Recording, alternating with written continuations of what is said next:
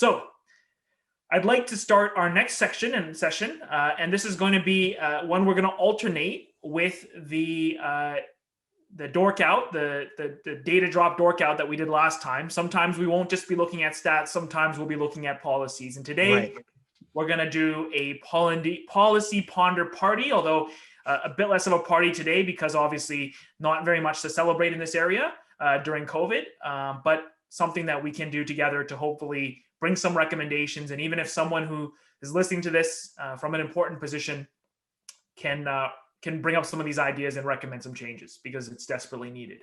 So without further ado, the policy ponder party segment. To begin, I want to build a little bit on what LJ has said.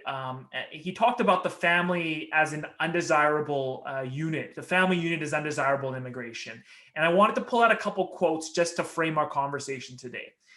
In 1966, Tom Kent, the Deputy Minister for Manpower and Immigration, who was responsible for the 1966 White Paper, which was really influential in the development of immigration, said, as early as 1966, before the adoption of the point system in 1967, those sponsored under the family class were seen as unskilled or uneducated. So Tom Kent, Deputy Minister, said family class equals unskilled and uneducated. So what Ken tried to do was he sought to reform the sponsorship system in order to avoid the potential for explosive growth in unskilled labor force. So from those days, this idea of if we did not fix the sponsor system or limit it, there would be an unskilled labor force and it would create political controversy. And then what this has led to is essentially what Megan Goucher has written. And if you haven't read this book yet, I'm going to do a little bit of a book club plug, A Family Matter. Professor Megan Goucher, just an incredible voice on this. While family class has been identified as a priority by politicians in electoral rhetoric, so every election they ask and they say families will get them together, it has indeed received minimal substantive policy attention and is generally being treated as an afterthought. And Majid just mentioned earlier, it's one of the last applications to still remain paper-based. That's right.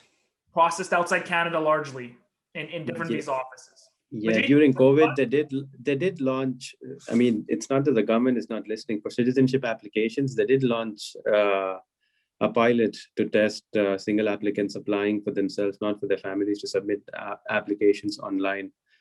But they haven't done anything of this sort for family sponsorship, you know. So the government is listening, but it's just that, as you said, the family class is not in their list of things to do. And what I'm afraid is that if COVID cannot move them, I don't know what else can, right? So LJ, do you want to talk about the government's request for the CIMM, the Committee on Immigration? Parliament asked for some feedback from the community, and we actually did a report. But maybe you can talk about that report and where we're at with that. For sure. Yeah. Thanks. Interestingly, this was back in, I believe it was November of 2020. We were invited by our friends in the advocacy groups, Jen, to be specific. She asked us to potentially put in a submission on behalf of our new foundation. And what we did focus on are a few tangible things that can be done immediately and very quickly, rapidly deployed by the Government of Canada.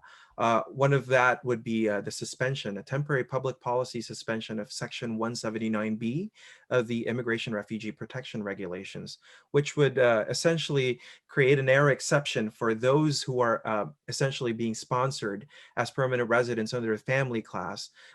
Interestingly, there was another point that was raised by Raj Sharma on Twitter. He said that if people are waiting for more than 12 months, maybe the government should, direct the decision makers to go easy on the dual intent analysis and to go easy on the 179 application on these applicants, especially since it's creating tremendous anxiety and pressure and stress on the families being separated. Majid is a perfect example, and thank you for sharing your stories. You're missing out on critical moments in the life of your son, in the life of your family, and that's something that is essentially where the cruelty of 179 comes in. So that was one of our submissions and suggestions to the government.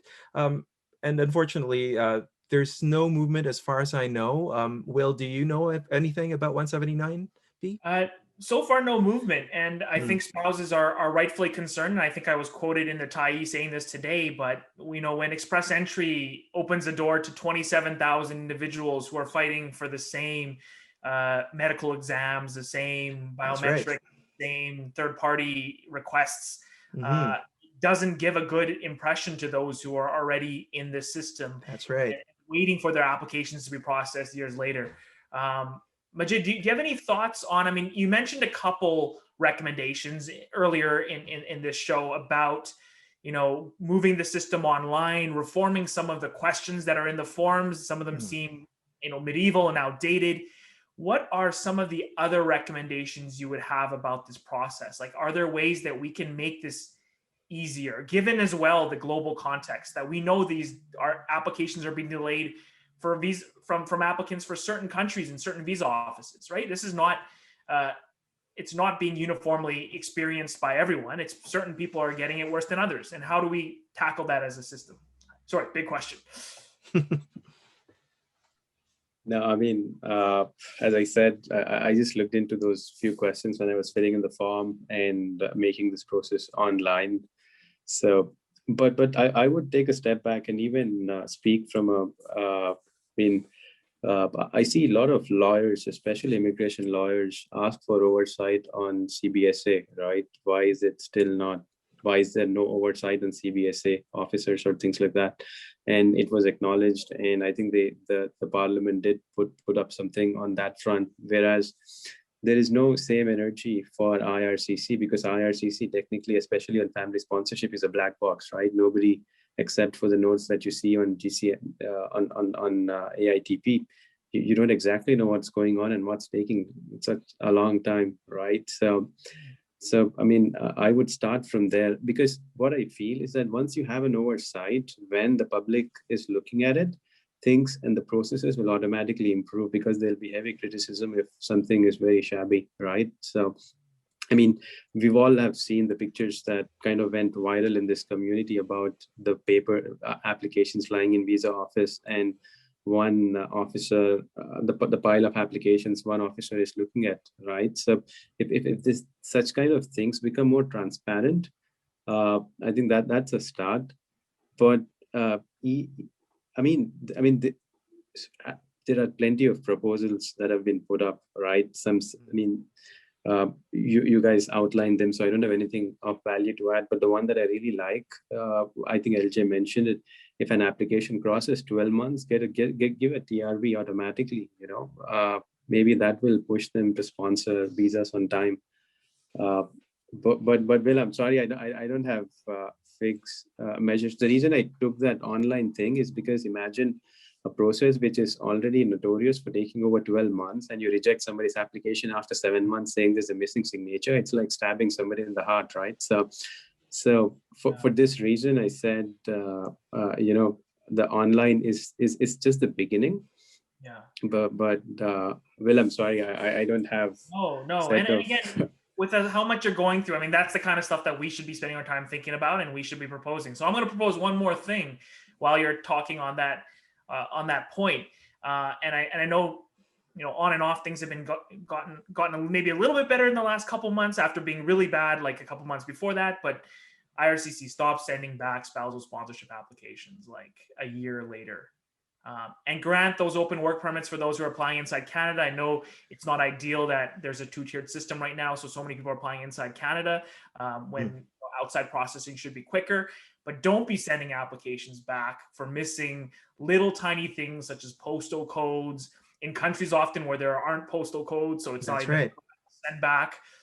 Another one is, without missing birth certificates, for example, when there's apparently a requirement for an explanation letter, but it's not written anywhere. And if people put another document that's equivalent to a birth certificate, it's not accepted and it's sent back. These are little things that just stress the heck out of the clients who are and I mean clients, but generally it's the applicants and sponsors who are at the heart of this. LJ, your thoughts? One example, another example, actually, just to add on to Will's pile is, I've heard of a story where someone who put in Ottawa, Canada, as place of residence and got refused because they didn't put the province. Yeah. I wonder where Ottawa in Canada is and which province that is. Any person who works for government. I mean, come on, guys. Like, let's be real.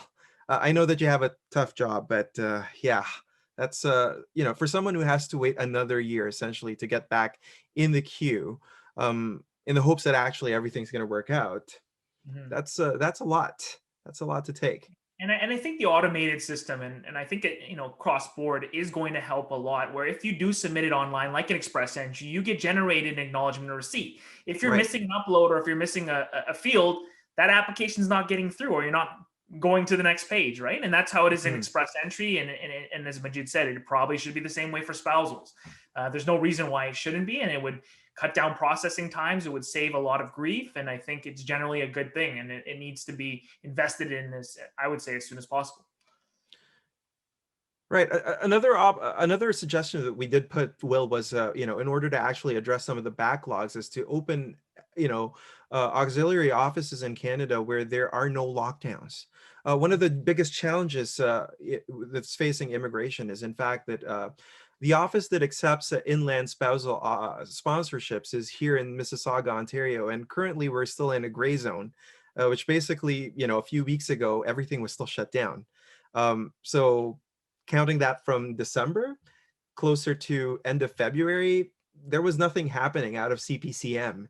So you can imagine, if you can just transfer that kind of work to another office, essentially to create redundancies within the system, right? Things like that can help and go a long way, especially when you look at it from a more global picture. Because at the end of the day, not all visa application centers are actually open at the moment. So a lot of countries, and as Will and Majid yourself, you touched on this, not everyone is being treated equally in a sense, because, some offices, there's no movement at all. Yeah. And one proposal that I had was, a permanent resident cannot live outside the country when a sponsorship application is progress, and the same doesn't apply to citizens. So even if I were to quit my job and move back, I'll have to withdraw my wife's application, whereas a citizen uh, uh, has an upper hand. There, a citizen can just quit their job and go live with their family abroad, whereas permanent residents cannot. So maybe that's especially during this time, I was expecting a public policy telling visa officers to go easy on permanent residents who are abroad to stay with their family during this time.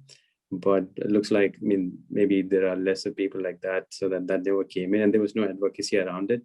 But this is something that should be looked at as well, wherein if you're taking 12 months to sponsor somebody, as I said, a citizen can go, because I know of somebody who just moved to South America to live with their to live, so that, because their application was rejected. But whereas for permanent residents, they don't have this option. They, if they submit an application, their residency have to be in Canada. So, and the onus is on them, right? Because they can just reject, because now they have this information sharing with CBSA as well, which I don't know how did it go through, wherein they have access to entry and exit information, which I've been told that the lawyers or the people were not very happy with this development. But yeah, so permanent residents should be exempt. They should be given the same rights as a citizen in terms when they are sponsoring a partner from abroad. Yeah, and absolutely, now where there are travel restrictions, where there's not the ability to sort of freely go back and forth, that something like this, a temporary exemption allowing permanent residents to be able to live abroad for a short-term period while awaiting processing, especially when the processing is out of their control, sounds like a very, very reasonable policy. So, Majid, actually, on that note, how does being a student of immigration, how has that helped you sort of come up with some of these ideas and sort of and theories and thoughts? Has it played a role? Yeah, but the course was really helpful, and you're one of the instructors as well on that, right? So yeah, because see, the terms that I'm using, this public policy or all that, this was all Greek and Latin to me a few months ago, right? It's only because I'm sponsoring my wife is that I know these terms I know these terminologies, and I'm still studying. I have 2 more courses left before I graduate.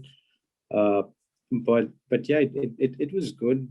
And for the most part, as I said, I mean, Canada compared to other countries looks at immigration in a positive light, right? Compared to our neighbors. Uh, but yeah, as I said, I think there is a lot of opportunity. It's not that they haven't done this in other areas. It's just that I mean, even if I mean, maybe I'm going off topic, but even if you look at the salaries of IRCC officers or people who are looking at applications, I mean, they can be paid well. You know, it's just that there's no investment uh, uh, in technology or resources. I mean, come on, it shouldn't take 8 years for them to fix their website wherein it keeps going in loop and you have to clear your cache, use different browsers, right? This was there in 2014 and it's still there to this day, right? So I'm sure they can invest in technology or people to get the process better.